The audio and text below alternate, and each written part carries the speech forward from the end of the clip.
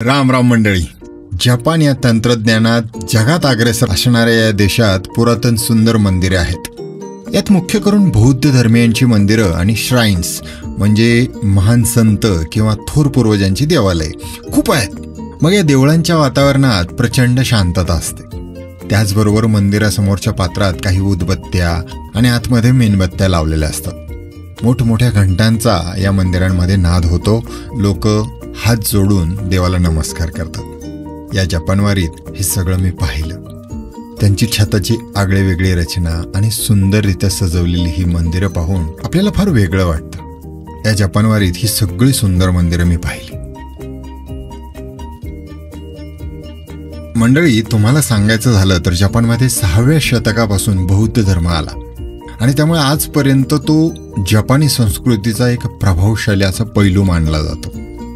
चला तर मग तुम्हाला या जपानच्या मंदिरांची आणि श्राईनची एक आगळी वेगळी सैर घडवतो. मंडळी, मी अगोदरच्या भागात तुम्हाला सांगितल्याप्रमाणे ज्याच्या वेळी वेळ मिळेल त्यावेळी ही मंदिरं पाहायला मी गेलो. त्यापैकी 4 सुंदर अशी ठिकाणं मी तुम्हाला या व्हिडिओतून दाखवणार आहे. चला तर पहिलं ठिकाण पाहूया. पहिलंच जपानचं सुंदर ठिकाण अर्थात नारा. नारा हे ठिकाण प्राचीन मंदिरांबरोबरच शेकडो हरणांसाठी प्रसिद्ध आहे. नारा हे ठिकाण ओसाका किंवा क्योतो या महत्त्वाच्या 2 शहरांपासून साधारणपणे 1 तासाच्या अंतरावर आहे.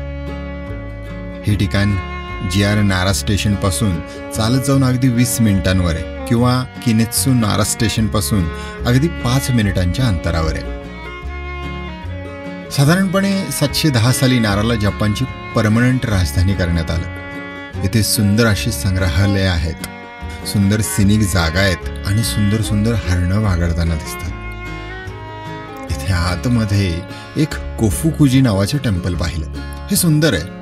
हे प्राचीन मंदिर इसवी सन 710 मध्ये बांधलं गेलं. इथे एक 5 मजली पॅगोडा आहे. तो खरं तर इथला लँडमार्क मानला जातो. इथल्या नारा पार्कमध्ये हरणं माणसांमध्ये चरत असतात आणि इथे भेट द्यायचं झालं तर वर्षामध्ये 2दा हे पार्क मस्त फुललेलं असतं. त्यातला एक सीझन म्हणजे चेरी ब्लॉसमचा सीझन आणि दुसरा ऑटम. इथल्या सिंटो धर्मानुसार हरिण हे देवाचं दूध मानलं जातं. त्यामुळे लोक त्याला मनापासून खाऊ घालत असतात, पण त्यांना खायला घालताना जरा सावधीचा. त्यानंतर इथल्या वेगळ्या तोडाईजी टेम्पलमध्ये गेलो. हे नारातलं एक मुख्य आकर्षण आणि लँडमार्क मानलं जातं. इथे आतमध्ये 15 मीटर उंच आणि 250 टन वजनाची बौद्धांची ब्रॉन्झची मूर्ती आहे. ही महाकाय मूर्ती एवढी मोठी आहे की बुद्धांच्या हाताचा तळवाच माणसाची उंची एवढा आहे. इथे काही वुडन मॉडेल्स सुद्धा आहेत आणि इतर मूर्तीही आहेत.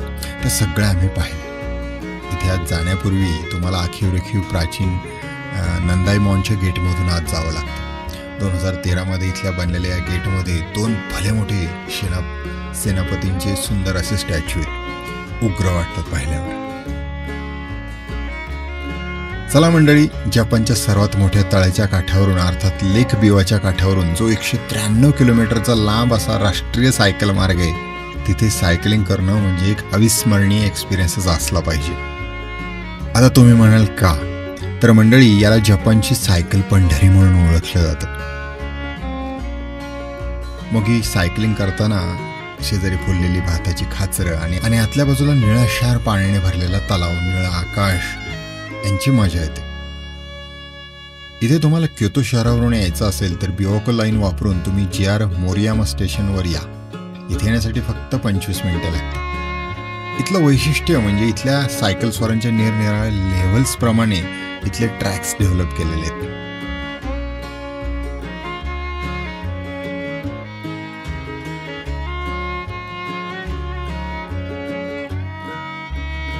या लेक बिवाच्याच काठावर एक सुंदर असं उकिमिडू टेम्पल पाहिलं. उकिमिडू याचाच अर्थ फ्लोटिंग टेम्पल, ज्याला मांगेसुजी टेम्पल म्हणूनही ओळखलं जातं. जपानी भाषेत उकिमिडो म्हणजेच तरंगणारा मंदिर. क्योतो या जपानच्या प्राचीन राजधानीपासून 30 मिनिटांच्या अंतरावर असणाऱ्या उकिमिडो या ठिकाणी जाऊन लेक बिवामधलं हे सुंदर मंदिर पाहण्याचा योग आला. लेक बिवाच्या काठावरचा सूर्योदय किंवा सूर्यास्ताला एक छान वॉक घेता येईल. लेक बिवा हे जगातील सर्वात प्राचीन असं लेक म्हणून प्रसिद्ध आहे बरं का. हे प्राचीन मंदिर तलावाच्या काठावर वसले. याचा अनेकदा जीर्णोद्धार झाल्याच्या नोंदी आढळतात, पण मूळ रूपाला धक्का मात्र लागलेला नाही. हियान कालावधी अर्थात जो 794 ते 1185 इसवी सनाचा मानला जातो, तेव्हा गेनशिन या मॉन्कला ही ज्यांना पर्वतावरून बिवा लेकमध्ये काहीतरी चमकताना दिसायचं. तो हैराण होऊन जायचा. त्याने याचा शोध लावायचं ठरवलं. हे चमकणारं काय ते शोधायचं ठरवलं. जेव्हा त्यांनी शोध घेतला तेव्हा त्याला पाण्याच्या तळाशी सुंदर अशी सोन्याची बौद्ध मूर्ती मिळाली. त्याने हे उकिमिडो अर्थात फ्लोटिंग टेम्पल बनवून अशा 1000 रिप्लिका त्याच्या बनवल्या आणि देवावरची श्रद्धा दाखवली. तळ्याच्या हळूवार लाटा, दूरवर तरंगणाऱ्या बोटी, निळं आभाळ आणि शांत वाहणारं वारं, त्यात बसलेल्या सुंदर अशा मंगल वास्तू, हे सगळं अफलातून आनंद देऊन गेलं. यानंतर आम्ही पोहोचलो ते शिगा या प्रांतातील ओत्सू शहरातील चिकुरुइन इन या देवालयात. ही चिकुरुइन इन क्योतो शहरापासून काही मिनिटांच्याच अंतरावर आहे. हे मंदिर म्हणजे क्लासिक असं जापनीज घर आणि त्याची बाग असं काहीतरी हे मिश्रण आहे. हे अत्यंत लोकप्रिय असं पर्यटन स्थळ आहे. हे आम्ही फिरून पाहिलं. हे एका साधूने त्याच्या रिटायरमेंटसाठी बांधलेलं घर आहे. इथे अमाप अशी शांतता आहे. इथली स्वच्छता आणि शांतता दोन्ही अमाप आहेत. मंडळी, जपानची देवालये ही खरं तर मुख्यत्वे करून लाकूड, दगड आणि छताच्या टाईल्स वापरून बांधलेली आहेत. त्यांची रचना रेखीव आणि त्याच्यावरचं कोरीव नक्षीकाम हे आपलं मन वेधून घेणारे असतं. त्यामुळे खूपच वेगळी आणि सुबक असतात. त्यांची अनोखी रचना अजपानी माणसाचं लक्ष वेधून घेतल्याशिवाय राहत नाही.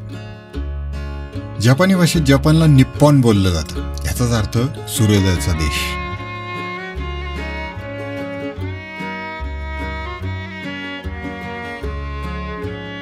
आणि मंडळी, या सगळ्या ठिकाणांची माहिती शोधण्यासाठी japan-guide.com नावाची एक सुंदर अशी वेबसाईट आहे, जिचा आम्ही प्रत्येक वेळी वापर केला. नाऱ्या ठिकाण ज्या लोकांना जपान या देशाची परंपरा, संस्कृती, इतिहास आणि मंदिरे समजून घ्यायची आहेत त्यांच्यासाठी एकदम सुंदर आहे. तर मंडळी, ही होती जपानमध्ये पाहिलेली मंदिरं आणि त्यांची आम्ही केलेली स्वारी. हा व्हिडिओ तुम्हाला कसा वाटला ते मला खाली कमेंट करून सांगायला विसरू नका. हो, आणि पाहत राहा आपला चॅनल सोमनाथ नागोडे. चला पुन्हा भेटूया पुढच्या भागामध्ये. तोपर्यंत निसर्ग पहा, फिरत राहा, शिकत राहा. आयुष्य सुंदर आहे, मौज मजेत जगत राहा.